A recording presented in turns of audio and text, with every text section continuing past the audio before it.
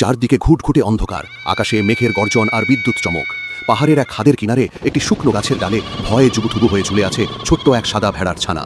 ঠিক তার উপরেই পাথরের চূড়ায় দাঁড়িয়ে আছে এক সাহসী বিড়াল, তার পরনে নীল ডাঙ্গারি আর পিঠে ব্যাগ।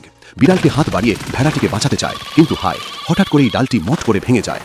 ছোট্ট ভেড়াটি পাহাড়ের অনেক ওপর থেকে নিচে খরস্রোতা নদীতে গিয়ে পড়ে। সকাল হয়ে গেছে, বিড়ালটি তার বন্ধুকে হারিয়ে ফেলেনি, সে বনের ভেতর দিয়ে খুঁজতে থাকে। অবশেষে নদীর তীরে ভেড়াটিকে অচেতন ও আহত অবস্থায় খুঁজে পায়।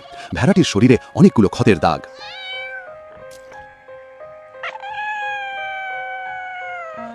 বিড়ালটি পরম মমতায় ফার্স্ট এইড বক্স বের করে। সে খুব যত্ন করে ভেড়াটির ক্ষতস্থানে ঔষধ লাগিয়ে দেয় এবং ব্যান্ডেজ করে দেয়।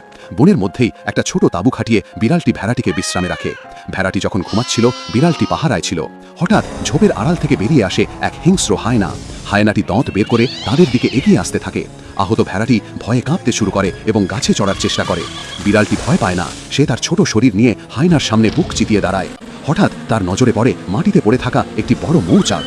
বিড়ালটি বুদ্ধি করে হায়নাটিকে লক্ষ্য করে সেই মৌচাকটি ব্যবহার করে বা ঠেলে দেয়। মুহূর্তের মধ্যে এক ঝাঁক রাগী মৌমাছি হায়নাটিকে তাড়া করে। হায়নাটি প্রাণ ভয়ে লেজ গুটিয়ে দৌড় দেয়। বিপদ কেটে গেছে। সূর্যের আলোয় বনটি আবার সুন্দর হয়ে ওঠে। বিড়ালটি তার বন্ধুর দিকে তাকায়। কৃতজ্ঞতায় ভেড়াটি তার ছোট্ট বন্ধুকে জড়িয়ে ধরে। তাদের এই আলিঙ্গন বুঝিয়ে দেয় সত্যিকারের বন্ধু সেই যে বিপদের সময় ছেড়ে যায় না, বরং ঢাল হয়ে পাশে দাঁড়ায়।